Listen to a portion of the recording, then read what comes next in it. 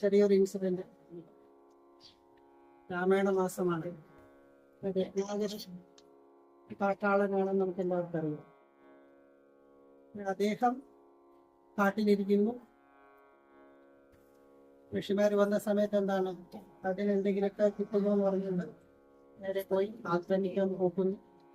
അപ്പോഴാ കുറ്റന്മാർ പ്രതീക്ഷിക്കുകയാണ്, ചെയ്യുന്നത് ശരിയാണെന്നൊരു ബോധ്യമുണ്ടോ എന്ന് ചോദിക്കുക. അപ്പൊ കാട്ടിനകത്ത് നിൽക്കുന്ന ആളിനെ സംബന്ധിച്ചിടത്തോളം മുടിച്ചു പോകണം. ഇതിനൊക്കെയുള്ള കാരണം എന്താണ്, അത് കാട്ടിൽ നിന്ന് വിട്ട് അവനത് എടുക്കുന്നു, ഇത്രയേ ഉള്ളൂ. അപ്പൊ അവനതൊരു തെറ്റായിട്ടൊന്നും തോന്നി. അപ്പോൾ എന്തിനാണ് ഇത് ചെയ്യുന്നത്? കഴിഞ്ഞിട്ടാണ് ചെയ്യുന്നത്. ചെയ്യുന്നതിന്റെ പാപമുണ്ട്, ആ പാപം അനുഭവിക്കേണ്ടി വരും. അത് നിന്റെ കുടുംബത്തിലുള്ള എല്ലാവരും അത് ഓക്കെയാണ് എന്ന് ചോദിക്കാൻ പറ്റും. ഏതും ഡൗട്ടില്ല. ചെയ്യുന്നത് പാപമൊന്നും അല്ല, പുണ്യപാപമൊന്നും അറിയില്ല. നാട്ടിൽ നിൽക്കുന്ന ആളാണ്, ധർമ്മം അധർമ്മം ഒന്നും അറിയില്ല. വൈഫിനടുത്ത് ചോദിക്കുകയാണ്, പാപം കിട്ടുന്നൊക്കെ പറയുന്നു, അത് നിങ്ങൾ ഷെയർ ചെയ്യാൻ തയ്യാറാണോ എന്ന് ചോദിച്ചപ്പോൾ ആദ്യമായിട്ട് ആ വൈഫ് പറയും, ഇല്ല, അവനവൻ ചെയ്യുന്ന ധർമ്മം അവനവൻ തന്നെ അനുഭവിക്കണമെന്ന് പറഞ്ഞു. ഇദ്ദേഹം ഇങ്ങനെ ചിന്തിക്കുകയാണ്, ഞാനിത് ചെയ്യുന്നത് ആൾക്ക് വേണ്ടിയിട്ടാണ്, എന്റെ ഷെയറിന് വേണ്ടിയിട്ടാണ്. പക്ഷെ വൈഫ് പറയുന്നത് അവനവൻ ചെയ്യുന്നത് അവൻ തന്നെ അനുഭവിക്കണം. അപ്പം ഞാൻ ഇത്രയും നാൾ ചെയ്ത് ഞാൻ തന്നെ അനുഭവിക്കണമെന്നുണ്ടെങ്കിൽ അത് എങ്ങനെ മൈനസ് ചെയ്യും?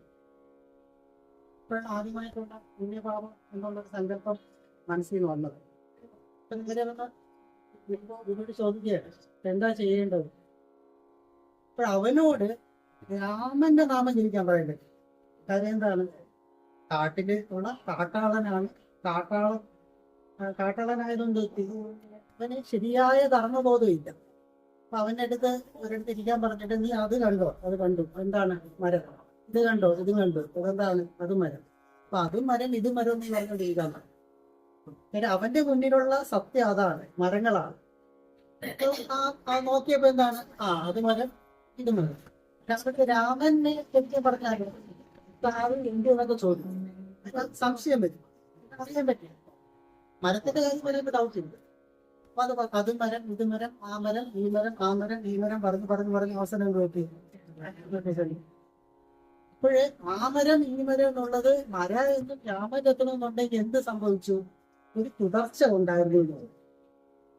അപ്പൊ പലർക്കും നമുക്ക് പറ്റുന്നതാണ്, നമ്മൾ തുടങ്ങി വെക്കും. ആ മരം ഈ മരം എന്നുള്ളത് മരയിൽ നിന്ന് രാമൻ എത്തണമെന്നുണ്ടെങ്കിൽ ഒരു തുടർച്ച വേണം. അപ്പൊ നമ്മൾ എന്താണോ ഇപ്പൊ നിലവിൽ തുടർന്നുകൊണ്ടിരിക്കുന്നത് അത് തുടരുമ്പോൾ മാത്രമാണ് അതിന്റെ യഥാർത്ഥ തത്വത്തിലോട്ട് അത് കണക്ട് ചെയ്തെത്താൻ പറ്റും. അതെല്ലാവർക്കും സാധിക്കട്ടെ.